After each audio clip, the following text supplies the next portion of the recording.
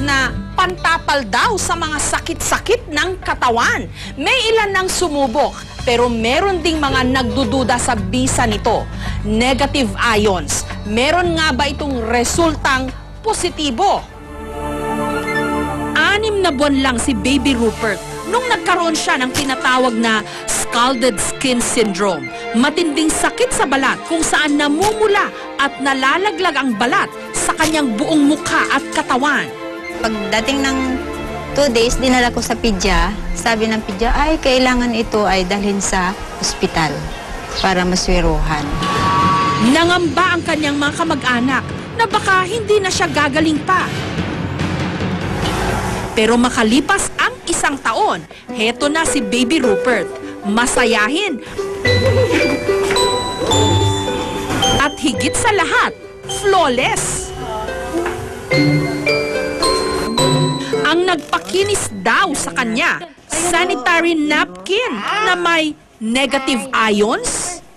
Wala naman daw masama kung sinubukan nila ito, lalo ba't 10 piso lang kada piraso. Tinatanggal lang nila ang negative ion strip sa sanitary napkin. Pagkatapos, itinapal sa sugat ni Baby Rupert. Makalipas lang daw ng 1 linggo, unti-unti nang kuminis di umano si Baby Rupert. Sa internet, may pag-aaral na nagsasabing may natural daw na kakayahan na magpagaling ng iba't ibang klase ng sakit, ang tinatawag nilang negative ions.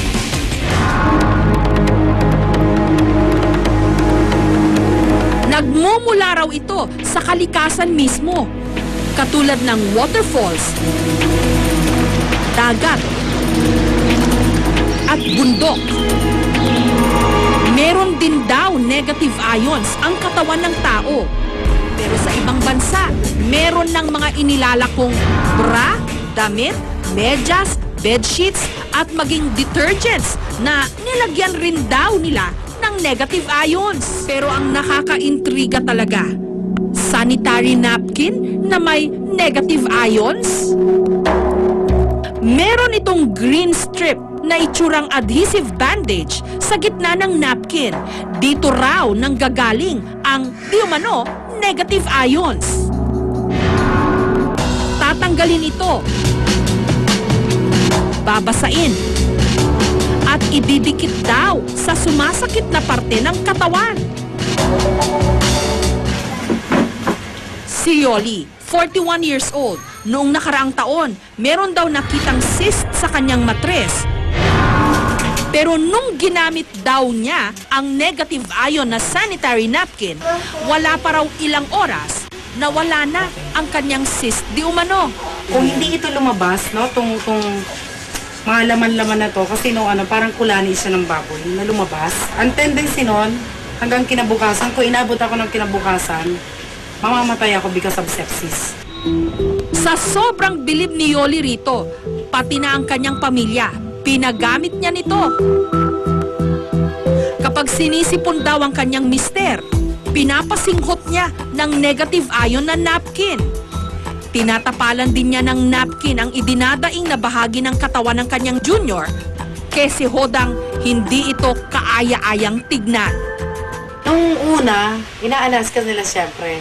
Yak! Ano yan? Napkin! Pero na na-try nila, lahat sila ngayon nakaano. Kaya naman para makaiwas daw silang lahat sa sakit, tinadtad ni Yoli ng negative ion strips ang kanilang buong bahay.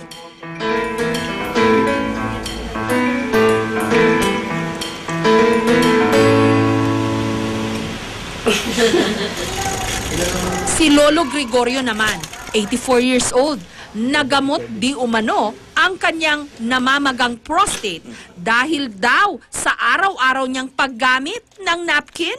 Marami kasi nagpayo na nakakatulong yan sa mga may depresya sa prostate. Kaya ang ginawa ko, gumamit rin ako. Dahil sa aming narinig, lalo kaming naintriga. Sinadya namin ang tanggapan ng distributor ng sanitary napkin na meron daw negative ion. Taong 2006 nung naimbento raw ito sa China. Pero noong nakaraang taon lang sinimulang ibenta dito sa Pilipinas. So na they came up with all the researches.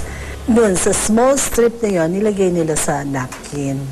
And since they're in the business of napkin, yun na rin ang ginamit. And it's patented. Trade secret daw ng mga Hapon na siyang gumagawa ng kanilang produkto kung papaano inilalagay ang negative ions di umano sa strip na ito. Hindi mo pa Ipinakita rin nila ang kanilang strength test para raw patunayan na may enerhiya Okay. ang kanilang napkin. 1, 2, 3, go. Go. Okay, madali lang siya. Okay, this is what we call strength test. Zip lang, zip. Konting zip lang. 1, 2.